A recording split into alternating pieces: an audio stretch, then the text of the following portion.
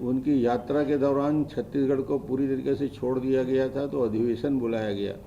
मगर अधिवेशन में भूपेश बघेल ये साबित करने में लगे हैं कि वो छत्तीसगढ़ के अकेले एकमात्र नेता हैं, जबकि आयोजन समिति के अध्यक्ष मोहन मरकाम प्रेसिडेंट होने के नाते हैं, और मोहन मरकाम के फोटो पूरे के पूरे पोस्टर में गायब हो जाते हैं। कांग्रेस की यह हालत है कि आज कांग्रेस के आदिवासी नेताओं का कितना सम्मान है कि मोहन मरकाम का फोटो उसी तरह बाद में चिपकाया गया है।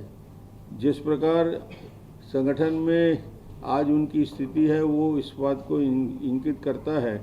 मुझे लगता है कि ये भूपेश बघेल चाहते हैं कि राष्ट्रीय पदाधिकारियों की बैठक में वो साबित कर दें कि छत्तीसगढ़ में न टीएस सिंहदेव का अस्तित्व है, न मोहन मरकाम है, न कोई है। कोई एक नेता है तो अकेला भूपेश बघेल है।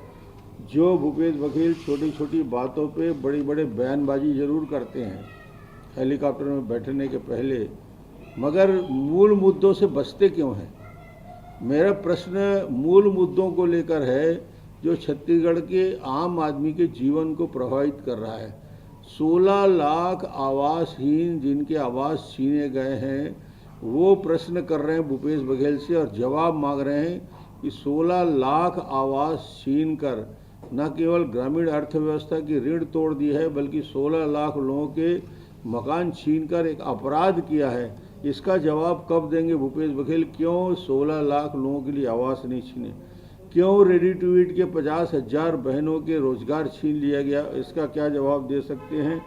4 माह से वृद्धावस्था विकलांग निराश्रित पेंशन बंद है, इसके लिए उनके पास क्या जवाब है? सहायक शिक्षक, आंगनबाड़ी कार्यकर्ता समेत जो आंदोलनरत कर्मचारी हैं उनकी बातों का जवाब देने का उनके पास फुर्सत नहीं। इस प्रकार पूरी छत्तीसगढ़ की सड़कें गड्ढों में परिवर्तित हो गई है। उस गड्ढे के पाटने के लिए नई नई एजेंसी तय कर रहे हैं, बजट में प्रावधान नहीं रखा गया है।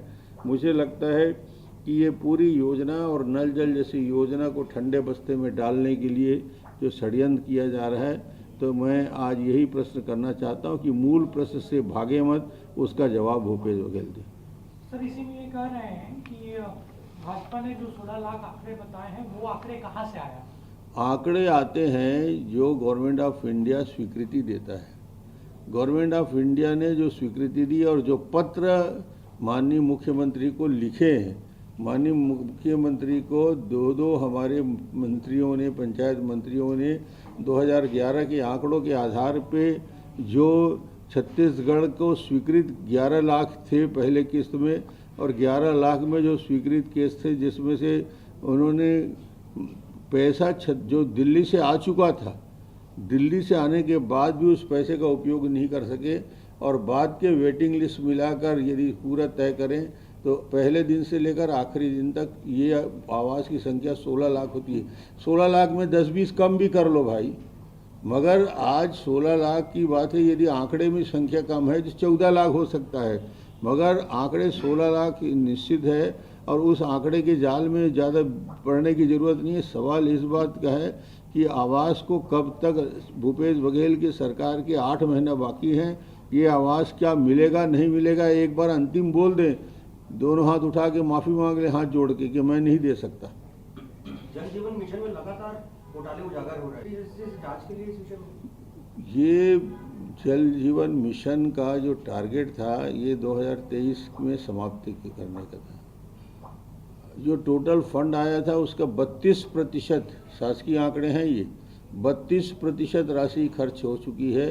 बाकी राशि आज भी इनके पास है और उस राशि का उपयोग नहीं कर पा रहे हैं। उसका कारण ये है कि केंद्रांश तो लगा लेते हैं, मगर केंद्रांश के साथ साथ राज्यांश जहाँ लगाना होता है, राज्य का हिस्सा, वो पैसा नहीं दे रहे हैं।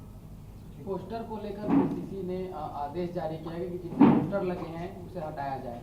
अब पोस्टर में मोहन मरकाम को रातों रात चिपकाया जा रहा है, जैसे बेचारे को उसका अस्तित्व ही नहीं है, प्रदेश अध्यक्ष की हैसियत से बैठा है, मगर एक ट्रैवल का कितना सम्मान होता है कि उसके गले को चिपका दिया जा रहा है।